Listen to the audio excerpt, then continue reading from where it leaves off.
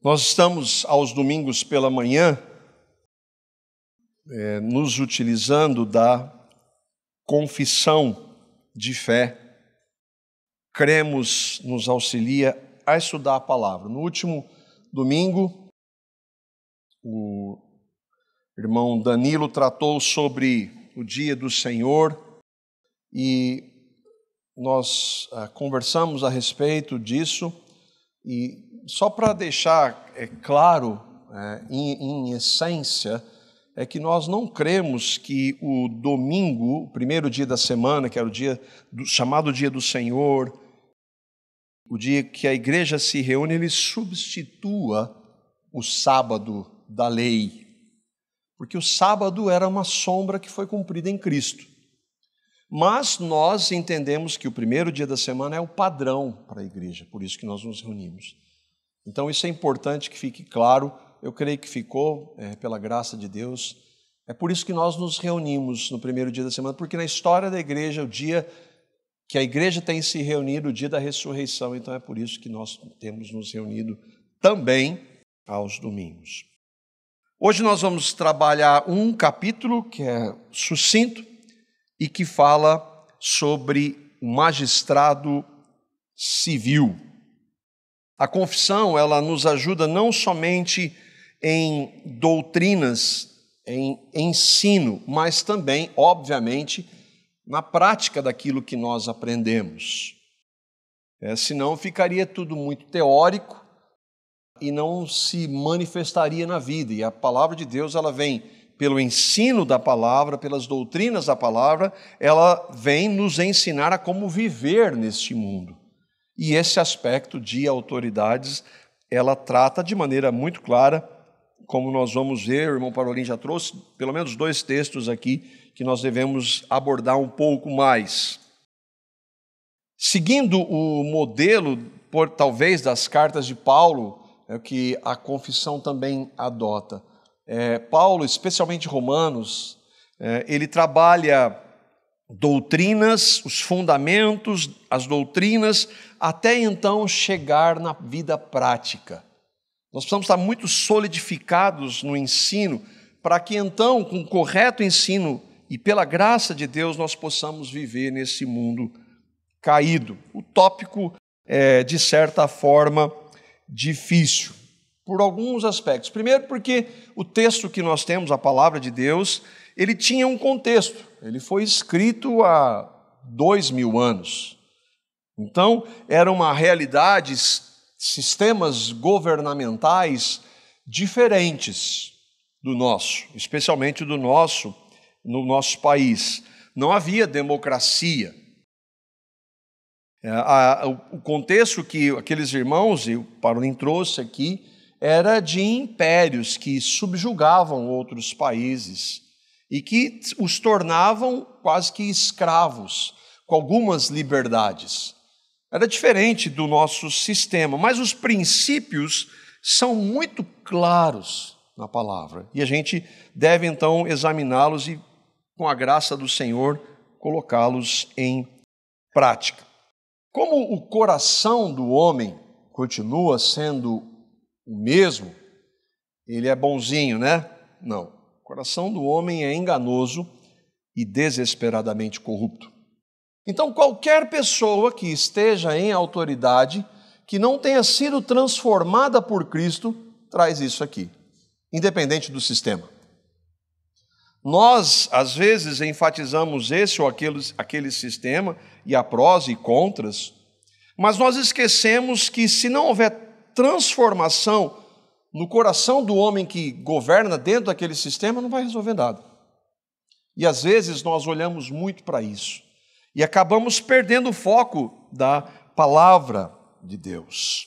Os que governam, que detêm autoridade sem Cristo, independentemente do sistema, são os mesmos, corruptos, desesperadamente corruptos, que têm o seu coração enganoso. Uns sistemas, obviamente, são piores do que outros, mas todo sistema humano tem raiz no homem e, por isso, não é bom. Há alguns piores do que outros, mas se nós falarmos de um sistema que é determinado pelo homem, todo ele, por ser determinado pelo homem, é mau em essência. E a questão, então, é como os cristãos, nós que professamos a Cristo, devemos ver e, especialmente, agir em relação às autoridades. Aí tem uma imagem aí, borrada, para ninguém falar qualquer coisa, né?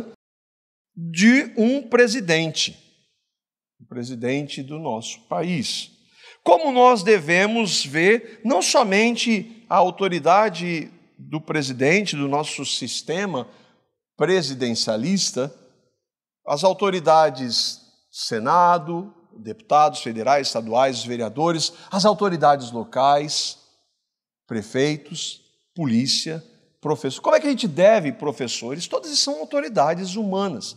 Como nós devemos nos portar como cristãos e para a honra e glória do Senhor? E nós estamos vivendo, já há algum tempo, esse termo está muito popular hoje, polarização.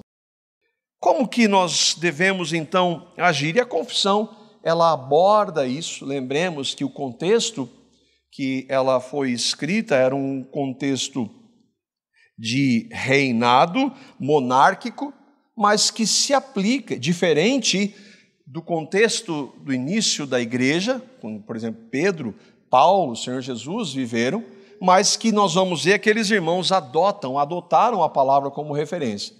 Então, se há 400 anos serve para nós também, porque a palavra de Deus, apesar de contextos históricos, ela continua sendo a palavra de Deus de nossa referência.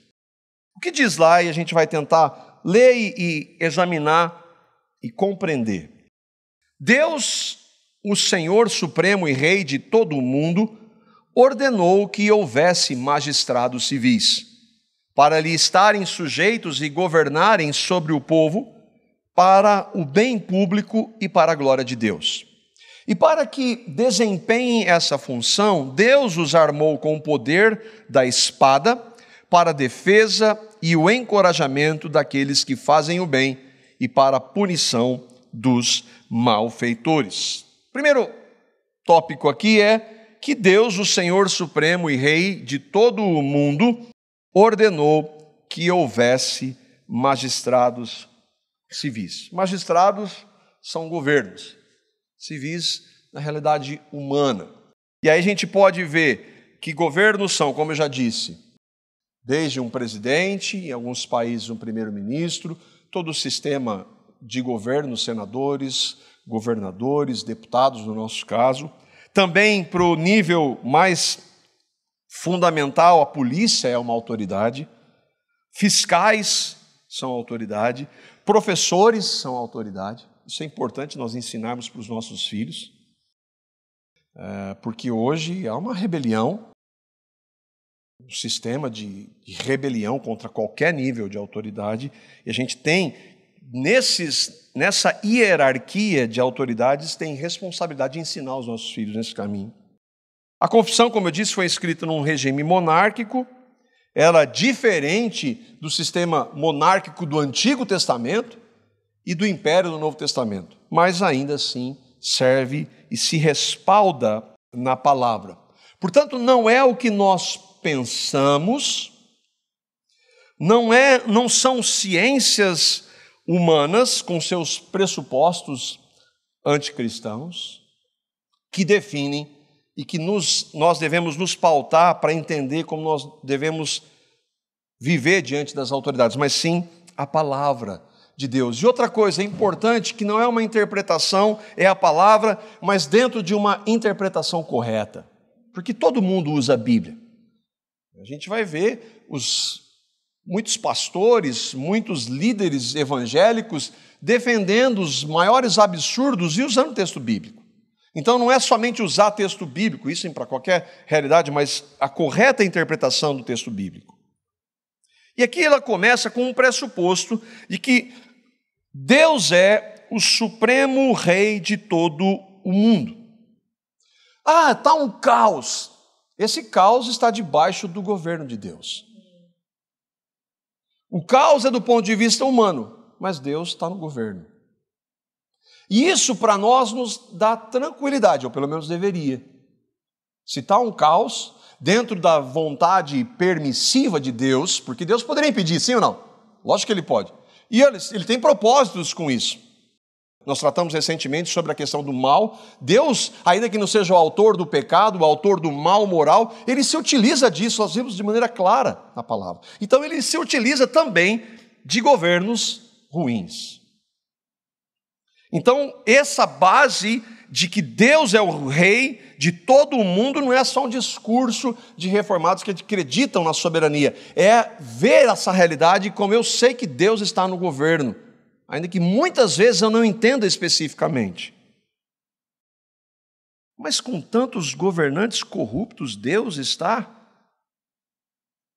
Será que Deus só permite? E aí é uma boa pergunta. Ou é Ele que põe?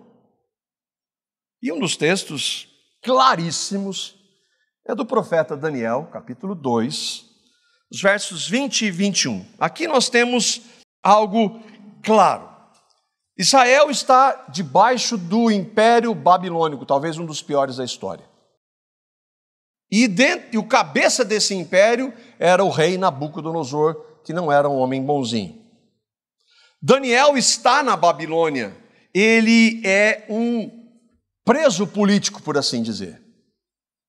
Israel não tem mais a liberdade, eles foram tirados do seu país, a Babilônia destruiu tudo, inclusive o templo que Deus ordenou.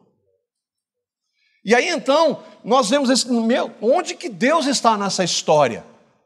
E então Deus usa esse profeta, um homem de Deus que testemunhou do Senhor naquela realidade de maneira clara, e Deus então, na sua soberania, coloca esse homem diante do rei, do homem mais poderoso da terra naquele momento histórico.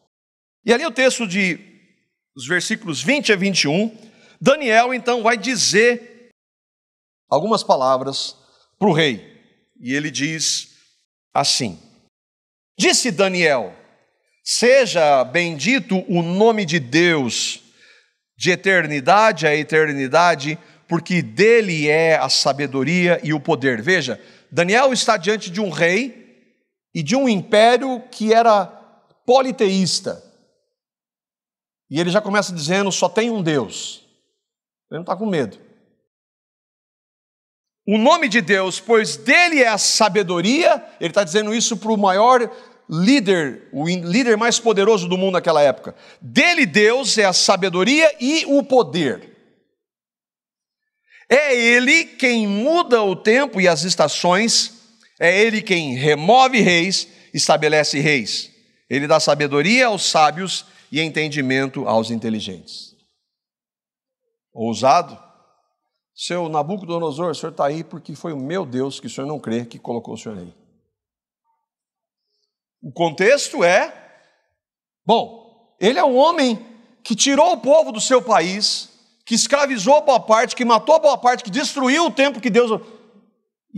E Daniel está dizendo, Deus colocou você aí. É claro que, por quê? Porque Israel desobedeceu a Deus. Mas o fato é que Deus, vamos usar a palavra permite. Não, Deus estabelece reis. E se ele está dizendo isso para um rei corrupto, mas aí não tem como a gente fugir da palavra. É isso que ela diz. Agora, ele tem propósitos, que às vezes a gente não vê naquela hora, mas ele tem propósitos. E então depois o que está acontecendo aqui é porque o Nabucodonosor teve um sonho que Deus colocou, e ele ficou muito incomodado com aquele sonho, e Deus deu a capacidade de para Daniel revelar aquele sonho. E aí ele começa com esse discurso. E aí então no versículo 37 ele vai ser mais direto ainda. No capítulo 2, verso 37, ele vai dizer: Tu, ó rei, rei de reis, a quem o Deus do céu conferiu o reino, o poder, a força e a glória. Então ele está sendo claro, foi Deus que colocou você aí. Aquele imperador, aquele rei que estava subjugando o povo de Deus. Daniel é um israelita, Ele é do povo escolhido de Deus, ele está preso, ainda que tinha algumas regalias, mas ele está preso. E ele está dizendo isso para o homem que o prendeu e que subjugou o seu povo. Você foi Deus quem colocou. Isso se aplica só a Nabucodonosor? Não. Ele faz questão de dizer que Deus é quem põe reis e tira. Quais? Todos. Todos. É isso que ele está querendo dizer. Deus é quem dá o poder. Mas o caos que nós vimos, e na história, e homens maus na história, Deus dá o poder. Ele tem propósitos para isso. Bom, Parolin citou. Não, mas é demais. Então vamos para 500 anos depois. Aqui nós temos o Deus encarnado falando com o homem. Ele está sob a autoridade desse homem. Deus está debaixo da autoridade de um homem ímpio. João capítulo 19, versos 9 a 11. Jesus está diante de Pilatos, governador. Pilatos está se achando. E esse texto sempre me maravilhou, é sensacional o que acontece aqui. João 19, 9 e 11. Então Pilatos perguntou a Jesus, lembra do contexto? Jesus já havia ali sido colocado, humilhado, ele vai para a cruz. De onde você vem? Pilatos pergunta. Mas Jesus não lhe deu resposta. Jesus, como ovelha muda, não é? A palavra diz, ele vai para o matadouro. Ele está quieto. Você se nega a falar comigo? Disse Pilatos. Você não sabe que eu tenho autoridade para libertá-lo e para crucificá-lo? Aí então Jesus diz, não terias nenhuma autoridade sobre mim se essa não fosse dada de cima. Eu estou aqui porque eu quero, meu pai colocou você aí. Bom, isso se aplicou a Nabucodonosor, isso se aplica a Pilatos, isso se aplica a qualquer autoridade na história. Deus colocou um homem ímpio com um propósito para levar o Deus encarnado, Filho, para a cruz, com um propósito. E graças a Deus nós estamos reunidos aqui por causa desse propósito. Deus estabeleceu Nabucodonosor, Deus estabeleceu Pilatos, Deus estabeleceu Nero, Deus estabeleceu Geisel, Collor, Lula, Dilma e Bolsonaro. Deus estabeleceu. Mas nós estamos num sistema democrático, somos nós quem decidimos, é? Sim, quando você... então quer dizer que eu não tenho... Não, quando você vai lá, você faz o seu voto, você está fazendo uma escolha sua. Mas Deus governa o universo. Será que ele tem alguma coisa aí ou não? Claro que tem. É o sistema que muda o governo de Deus? Não. Em última instância, quem governa? Quem permitiu que esses líderes do nosso contexto estivessem ali? Isso chama-se soberania, na prática. Uma das representações, uma das aplicações da soberania de Deus. Sabendo então quem estabelece as autoridades, a confissão, então, ela vai continuar e aí ela vai dizer que os cristãos têm a ver com isso. Deus estabelece as autoridades para lhe estarem sujeitos e governarem sobre o povo, para o bem público e para a glória de Deus. E para que desempenhem essa função, Deus os armou com o poder da espada para a defesa e o encorajamento daqueles que fazem o bem e para a punição dos malfeitores. Bom, as autoridades, ainda que corruptas, elas estão ali porque Deus estabeleceu.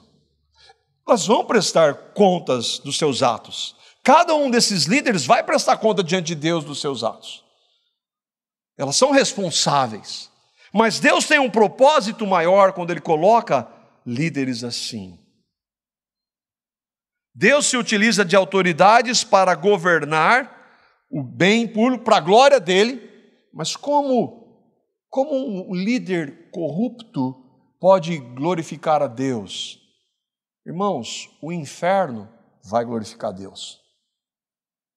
O inferno vai glorificar Deus. Ainda que a gente não entenda. Então, o que dizer desses homens? E Deus colocou autoridades para restringir o mal. Algum tempo atrás, e agora nessa semana, aconteceu algo, né? Nos Estados Unidos, defunding the police. Tira o poder da polícia. Tira. E vai ver uma das cidades quando tiraram. Vamos deixar a anarquia. E vai ver o que vira. Vamos deixar lá na favela eles fazerem o que eles querem. Os direitos humanos. E o direito do policial que morreu com um tiro na cabeça? Isso ninguém fala. Agora, eles acertam sempre? É óbvio que não. Erram? É óbvio que sim, mas Deus não estabelece autoridades? Todas as autoridades estão, e se elas errarem, elas devem ser punidas, sim, independente de qual estágio. Infelizmente, isso não acontece sempre, mas vamos prestar conta diante de Deus. Agora, não ter autoridade é a solução? A palavra de Deus está dizendo, mas onde é que está isso na Bíblia? Romanos 13, 1 a 4. Todos devem sujeitar-se às autoridades governamentais, como nós estamos enfatizando, pois não há autoridade que não venha de Deus. As autoridades que existem foram por Ele estabelecidas. Deus está usando o apóstolo Paulo para falar isso para nós, cristãos. E ele está falando debaixo de um império. E ele, como Pedro, vai morrer debaixo desse império para quem ele está dizendo para as pessoas obedecerem. Portanto, aquele que se rebela contra a autoridade está se colocando contra o que Deus instituiu. E aqueles que assim procedem trazem condenação sobre si mesmos. Irmãos, eu quero deixar bem claro, eu não estou tratando disso aqui por causa do momento político que nós tratamos. Quando eu fiz um estudo em Romanos, nós passamos por esse texto de Romanos, nós estávamos estudando expositivamente Romanos, era o governo do PT. E eu falei a mesma coisa, porque a palavra de Deus diz. É muito importante a gente fazer, é a palavra de Deus que está dizendo. Pois os governantes não devem ser temidos, a não ser pelos que praticam o mal. Você quer viver livre do medo da autoridade? Pratique o bem e ela o enaltecerá. Obedeça o que a lei diz. Há exceções? Sim, nós vamos ver. Mas obedeça o que a lei diz, você não vai ter problema com ela. Pois ela é serva de Deus para o seu bem. Mas se você praticar o mal, tenha medo, pois ela não porta a espada sem motivo. É serva de Deus, agente da justiça, para punir quem pratica o mal. A expressão traz de balde a espada, o que era? Havia naquele momento punição, pena capital, morte. E Paulo está dizendo, dependendo do crime que você cometer, se você desobedecer, você vai morrer. Obedeça. Veja, Paulo não está falando nada contra. Ainda que seja um governo corrupto que estabelece leis. Há um debate na igreja sobre essa defesa ou não da pena capital. Isso não é papel nosso aqui. O fato é que nesse momento, o traz de balde a espada é assim, existe a pena de morte. Desobedeça e você vai passar por ela.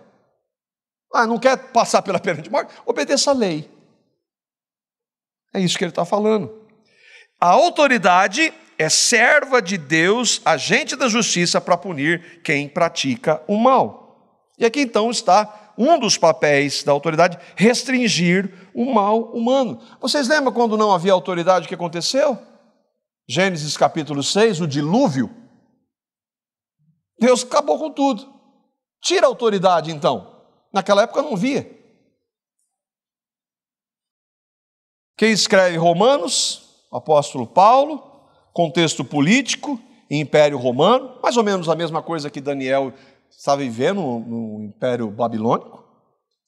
O Império Romano era bom para os cristãos, é uma bênção, né? Durante um certo tempo houve a paz romana, mas dali a um momento, a partir do Nero, matar cristão. Então ele está dizendo para obedecer a autoridades desse naipe. Jesus, o Senhor Jesus, foi morto injustamente debaixo do Império Romano. Paulo, como Paulo trouxe, a Bíblia não diz, provavelmente a história relata que ele foi decapitado, Pedro crucificado, de cabeça para baixo. Não há autoridade que não venha de Deus. Não há autoridade que não venha de Deus. Só as autoridades boas, então não teria nenhuma. Você tem coragem de dizer que isso é para nós ou não? Da democracia? A gente tem nada a ver com isso? O momento é outro. Existem líderes evangélicos hoje que estão dizendo outra coisa. Não tem nada a ver isso aí com Deus. As nossas escolhas é que determinam o rumo da história. Paulo está dizendo, quem se rebela contra a autoridade está contra Deus que a instituiu. Há uma ressalva, nós vamos ver. Então, mesmo que eu não entenda o porquê do corrupto ser a autoridade, ela está lá e ele está lá porque Deus o colocou lá. E o meu papel como cristão é me submeter a isso, a essa autoridade. A confissão continua. Quando chamado para isso, é lícito que o cristão aceite e execute o ofício do magistrado. No desempenho desse ofício, ele, o cristão, deve especialmente manter a justiça e a paz de acordo com todas as leis de cada comunidade. E para este fim, mesmo agora, na vigência do Novo Testamento, ele pode, inclusive, empreender a guerra, se isso for justo e necessário na ocasião. Vou deixar esse mais fácil para daqui a pouco. A pergunta recorrente é, o cristão deve se envolver na política? Nós cremos que para um pastor que é chamado para o ministério, um presbítero, não, de jeito nenhum. Mas então vamos deixar só ímpio estar no governo? Não. Seria muito bom se nós tivéssemos líderes genuinamente evangélicos. Eu não estou dizendo que nem todos aí não são. Eu diria que a maioria não. A maioria dos líderes evangélicos que nós temos é do evangelho que se é pregado no Brasil.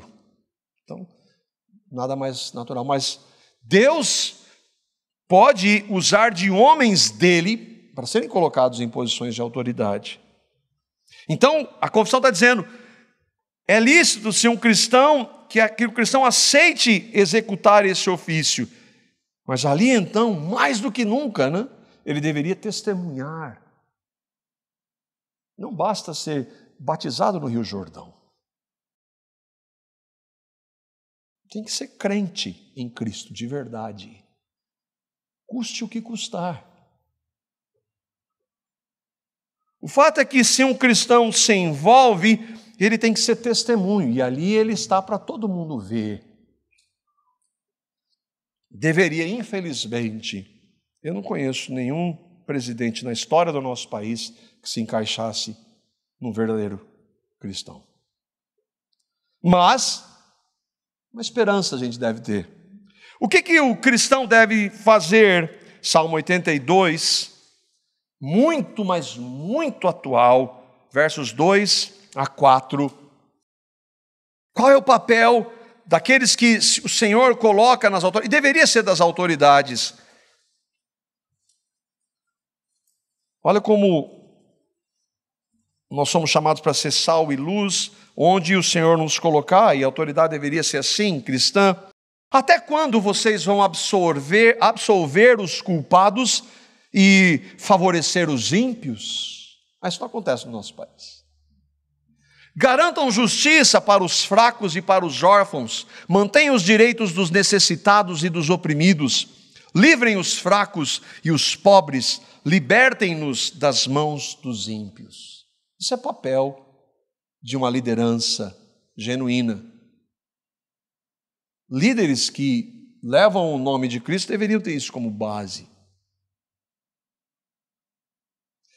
Nós enfatizamos aqui que todo sistema humano de governo está pautado no coração corrupto do homem, por isso vai produzir mal. Há sistemas bem piores, a história mostra. Impérios, nazismo, comunismo. Mas tudo que tem o dedo do homem, você não pode esperar coisa boa. Não há ninguém que faça o bem, nenhum só, então agora ele está na autoridade, agora ele vai fazer. Não, ele não vai fazer. Independente do sistema. Por exemplo, um rico inescrupuloso, se puder ficar mais rico, mesmo que cause sofrimento a outros, ele vai fazer isso? Não. É lógico que ele vai fazer. Então nós defendemos, sacralizamos o capitalismo. Deixe o homem governar. Onde ele vai fazer? O que ele vai fazer? Quanto mais rico ele vai querer ser. E isso à custa de opressão, sim. É um absurdo nós entendermos que o homem, sem o sistema, o problema é o governo, que é corrupto, então ele tira o governo e vamos fazer o que a gente quer. Então agora virou santo. Eu vou distribuir. Não vai fazer. Por isso que tanto um quanto o outro, não estou minimizando a gravidade de alguns, o fato é que o sistema humano, regido por homens ímpios, vai ser mau, se não tiver o Senhor no governo. E essa questão, que ele está dizendo aí da vigência no Novo Testamento, que o cristão pode empreender guerra, quer dizer, importante, irmãos, o mandamento não matarás é não assassinarás. Não é não matar em nenhuma circunstância. É não assassinarás. Então não pode, então não tenhamos polícia. O que aconteceu recentemente? Eu não estou dizendo que se houve casos de execução, pode haver, é claro, são corruptos, mas e a defesa? E um bandido que entrar na sua casa e ele vai ameaçar sua esposa e filhos, e ele vai matar, você vai fazer o quê? Se você tiver a chance. A única oportunidade, vai fazer o quê? Vai deixar? Não, você é responsável. A guerra. Bom, na história, eu brinquei com os irmãos, eu busquei a ajuda dos universitários. Eu quero fazer a citação de um irmão que nós reputamos ser um homem de Deus, R.C. Sproul. Ele diz assim: na história cristã, 3 teorias de guerra foram defendidas. Como cristãos interpretam a questão de um cristão se envolver ou não na guerra. A primeira é a posição do pacifismo, que afirma que nenhum cristão pode pegar em armas. A segunda é a posição que diz que o cidadão cristão tem o dever de lutar em qualquer tipo de guerra que o governo decida iniciar. Porque a autoridade não foi dada por Deus? Sim. Se a autoridade está dizendo que vai ter guerra, você tem que submeter. Entre esses extremos está a posição da guerra justa, entre aspas, que foi defendida ao longo da história pela maioria dos especialistas em ética cristãos em todos os ramos da igreja. Com base na Bíblia, a posição da guerra justa afirma que algumas guerras são justificadas e cristãos podem e devem portar armas em tais circunstâncias. Mas que em outras guerras são injustificadas e os cristãos devem se opor a tais guerras. A quais são justas e não? Bom, aí é uma outra questão e não é por momento para a gente tratar. O fato é que na história da igreja houve interpretações desse tipo aqui. E nós cremos que essa, ainda que o definir a guerra justa não seja tão simples, nós cremos que essa é uma posição. Ponto 3.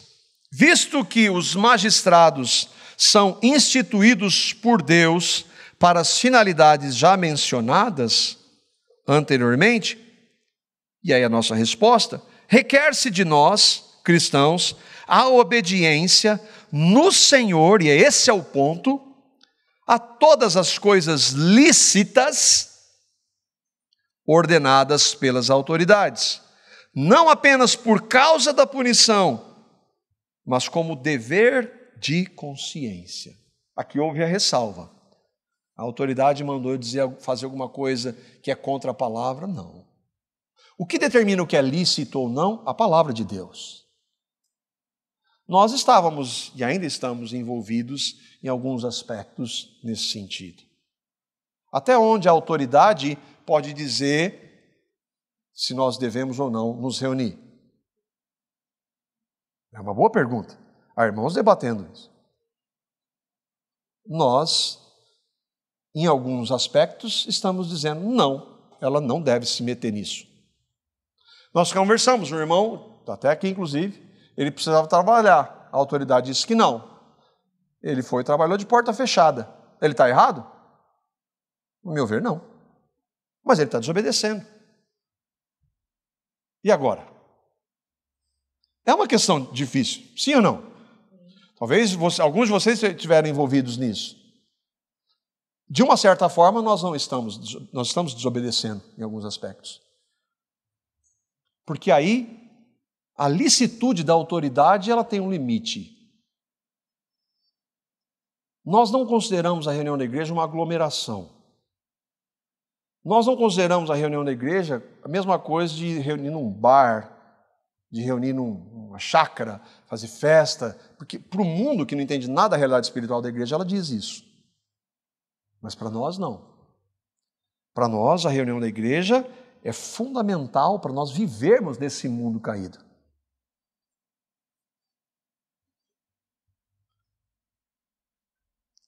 A questão por consciência.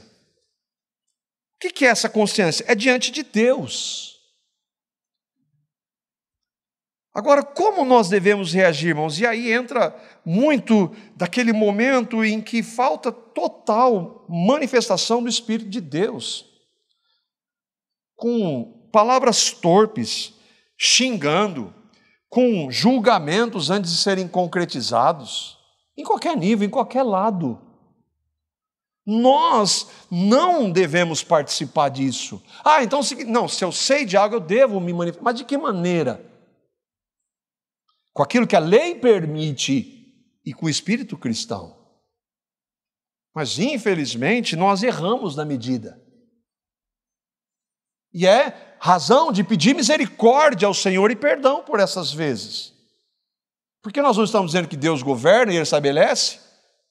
Se essa autoridade não se opõe à palavra, eu devo respeito. Nós vamos ver. Romanos capítulo 13, versos 5 a 7, Paulo vai dizer assim: portanto, é necessário que sejamos submissos às autoridades. Lembra que a gente parou no versículo 4 e continua. Não apenas por causa da possibilidade de uma punição. Lembra que ele havia falado? Se você não quer ter problema com a autoridade, obedece. Mas a nossa razão não é essa. A nossa razão é diante de Deus, mas também por causa da consciência. É por isso também que vocês pagam imposto, pois as autoridades estão a serviço de Deus, sempre dedicadas a esse trabalho. Deem a cada um o que lhe é devido: imposto, imposto, tributo, tributo, temor, temor, honra, honra. Mas imposto? Dá imposto para esse governo corrupto. Mateus capítulo 22, versos 16 a 21. Lembra? Vamos deixar o nosso governo corrupto. Nós temos uma história de corrupção. Vamos deixar o governo. Vamos ver um outro governo bonzinho. O Império Romano e Jesus falando. Mateus capítulo 22, versos 16 a 21, que os fariseus eles queriam fazer uma pegadinha com Deus, a burrice deles, né? Eles queriam pegar Jesus em alguma coisa. E então os fariseus mandam os seus seguidores falar com Jesus. Mateus 22, 16 a 21 diz assim: enviaram-lhe a Jesus os seus discípulos, os fariseus, juntamente com os herodianos, que os herodianos era um grupo que gostavam do governo de Herodes, eram judeus. Era abominação. Que lhe disseram: mestre, sabemos que és... Olha a política deles falar: mestre, sabemos que és íntegro e que ensinas o caminho de Deus conforme a verdade. Tu não te deixas influenciar por ninguém, porque não te prendes à aparência dos homens. Parece crente, né, em Jesus. Dize-nos, pois, qual é a tua opinião? É certo pagar imposto a César ou não? É certo nós, judeus, debaixo desse jugo, desse império maldito, pagar imposto para eles? Mas Jesus, percebendo a má intenção deles, perguntou: hipócritas, por que vocês estão me pondo à prova? Mostrem-me a moeda usada para pagar imposto. Eles lhe mostraram um denário. Ele lhes perguntou: de quem é a imagem que está aí na moeda? É de César. Responderam eles. Ele lhes disse: então, deem a César o que é de César, e a Deus o que é de Deus. Justifica aí você não pagar por imposto para o governo corrupto? Sim ou não? Você tem coragem de dizer que não? Mas a Bíblia manda fazer isso. Deus mandou fazer isso. César era super bonzinho, né? O César, o império. Jesus pregou rebelião aqui? Não. E Pedro? 1 Pedro, capítulo 2, 13 até o verso 19. Entenda, Jesus, Daniel, Paulo, Pedro estão falando a mesma coisa. Acho que tem alguma verdade aí, né? Por causa do Senhor, lembra? Por causa da consciência, é por causa do Senhor. Sujeitem-se a toda a autoridade constituída entre os homens, seja o rei como a autoridade suprema, que naquele contexto era, seja os governantes como por eles enviados para punir os que praticam o mal e honrar os que praticam o bem. Exatamente a mesma coisa que Paulo disse aos romanos. Pois é da vontade de Deus que, praticando o bem, vocês silenciem a ignorância dos insensatos. Então, aí, até aqui está tudo bem. Não fiz nada de errado, não vou ter que pagar por nada de errado que eu fiz. O problema é que é diante de Deus é que nós devemos nos portar, não diante das autoridades humanas. E aí, então, ele vai dizer: vivam como pessoas livres, mas não usem da liberdade como desculpa para fazer o mal. Vivam como servos de Deus. Tratem a todos com o devido respeito. Amem os irmãos. Temam a Deus. Honrem o rei. Honrem o presidente. Honrem a Câmara de Vereadores. Honrem o STF. Escravos, sujeitem-se a seus senhores com todo o respeito. Escravos, submetam seus donos. O contexto não era desse. A gente, às vezes, quando a gente fala de escravidão, a gente pensa especialmente do contexto de escravidão nos Estados Unidos, era diferente, mas eram escravos. Não apenas aos senhores bons e amáveis, mas também aos maus, se submetam a eles. Mas por que isso, Pedro? Porque é louvável que, por motivo de sua consciência para com Deus, alguém suporte aflições, sofrendo injustamente. Irmãos, autoridades malignas fizeram com que Pedro, Paulo e todos os apóstolos morressem, fizeram com que Jesus fosse para a cruz, prenderam Daniel e na história da igreja. E hoje nós temos irmãos em países que eles se submetem e vão à morte por amor a Cristo por causa da consciência diante deles. E nós, não, eu não vou me submeter a isso, eu vou me rebelar, eu vou fazer isso, aquilo.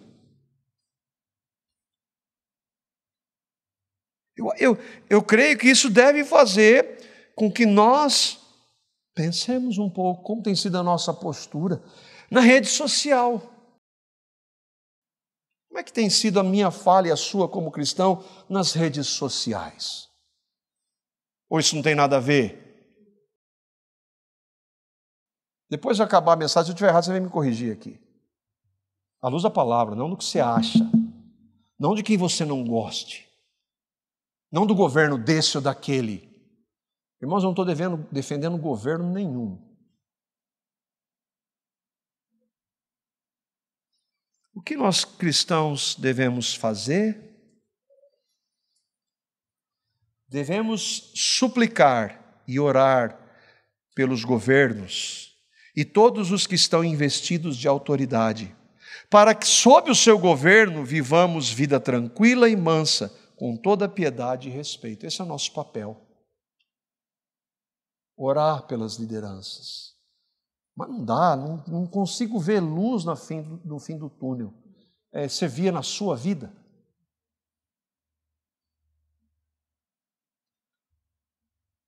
Onde está isso na Bíblia? 1 Timóteo capítulo 2, versos 1 a 3. Lembra, tudo isso aqui, Novo Testamento, Império Romano.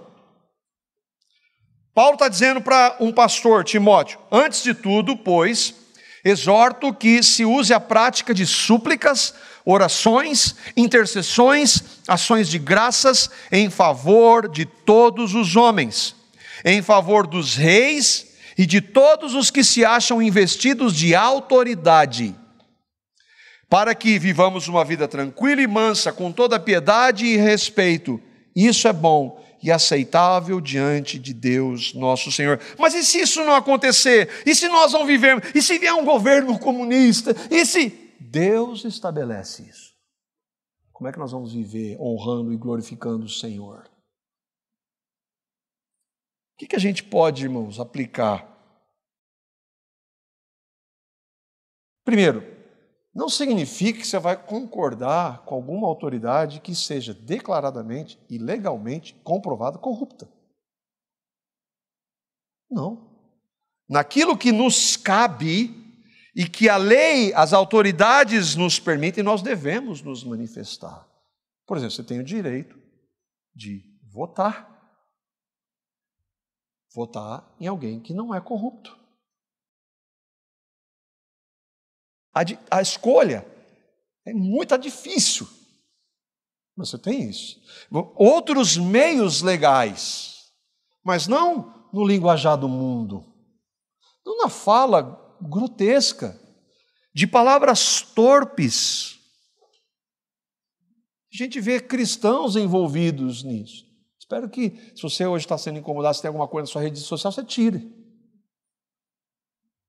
Defendendo esse ou aquele, xingando esse ou aquele. Misericórdia, irmãos.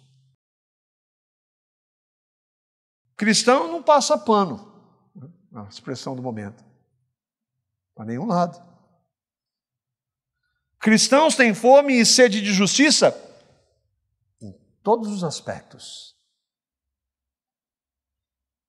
Se há meios legais e vemos o erro, devemos denunciar como cristãos. Não é fechar os olhos. Nós temos no nosso sistema de governo meios legais para isso. Por outro lado, é a maneira como a gente faz. Como é que você vê? Você está onde? Tem pastor que subiu em palanque de corrupto e tem pastor que fez do púlpito palanque para corrupto. Está certo? Dos dois lados. Isso é testemunho? Quem leva o nome de Cristo e vai para a rede social para usar a palavra torpe e para agir não no domínio do Espírito, mas de maneira carnal, está em pecado contra o Senhor. Graças a Deus há perdão para nós. Qual que é o papel da palavra? Ela nos confronta, Senhor, é verdade, eu tenho errado. Eu já disse isso algumas vezes, compartilhando com os irmãos. Nesses 2 últimos anos eu me envolvi com política como nunca e eu clamo misericórdia ao Senhor por isso. O meu Senhor, o meu Rei, tem um reino que não é desse mundo aqui. E se você crê, também. Então nós devemos manifestar a luz da palavra. Agora, e se essa autoridade se opor à palavra? E é o último texto. Atos capítulo 5, verso 29. Havia o Sinédrio era um sistema de governo dos judeus que tinha, debaixo do Império Romano, eles tinham uma certa liberdade, havia muita política ali, nada diferente, né? O coração do homem corrupto. E então eles haviam prendido Pedro. E eles não queriam que Pedro falasse de Cristo. E aí, então, soltaram. Falou assim, pode parar de falar desse Jesus aí. Vocês não podem falar. Ele tinha acabado de prender. Na verdade, não foram eles, foi o Senhor que soltou, né? Um milagre. Mas vocês vão ser presos, vocês vão ser açoitados, vocês vão passar, se vocês começarem e continuarem falando desse Jesus aí. Aí então, a resposta, Atos capítulo 5, verso 29, Pedro e os outros apóstolos responderam, é preciso obedecer antes a Deus do que aos homens, ou importa obedecer antes a Deus do que aos homens. Se a autoridade estabelecida por Deus disser algo contra a palavra de Deus, eu não me submeto a ela. Essa é a exceção. Essa é a exceção. A gente pode debater, especialmente no momento que a gente está vivendo, mas como eu tratei aqui na igreja um grupo de risco, há irmãos há muito tempo, há séculos que estão desobedecendo a autoridades humanas por amor a Cristo, e muitos deles morrendo. Então acho que a gente tem que sempre pensar sobre isso. A gente tem que considerar isso. Agora, como é que eu não vou concordar e não me submeter? Favorecer ricos e poderosos, lembra? A gente vive num sistema aqui. Entra governo e sai governo, não mexe nos ricos e poderosos. Não mexe. Porque são os ricos e poderosos que os colocam lá. Ou não? Ou a esquerda e a direita não está debaixo disso aí? Irmãos, é muita ingenuidade a gente pensar nisso. Nós não devemos concordar com as pautas imorais que alguns desses trazem, aborto, casamento homossexual. Por favor, não use essa palavra, casamento, para a união pecaminosa entre 2 homens, 2 mulheres ou mais coisas. Casamento é um homem e uma mulher. Casamento foi instituído por Deus. E se a lei diz que é, nós não concordamos e vamos dizer sempre que não é. Adoção de filhos por homossexuais, meu Deus. Pastores defendendo isso. Se adultos querem viver no seu pecado, eles estão diante de Deus. Mas como nós podemos aprovar algo abominável como isso, essas crianças? Ideologia de gênero. Então essas pautas estão aí. Governos, vai e volta, eles estão aí querendo colocar. A igreja, nesse ponto, ela deve se manifestar. Não. E se for necessário rebelar nesse ponto, sim, não. Nós vamos chegar lá ainda. Está a passos largos para isso. A gente vai chegar um momento que você não pode falar contra esse pecado aqui. Nós vamos fazer o quê? Calar? Não. Pela graça de Deus, não. Porque as pessoas precisam ser confrontadas com o seu pecado para que elas saibam que elas precisam de um Salvador, que é Cristo somente. Você crê em Cristo como seu Salvador?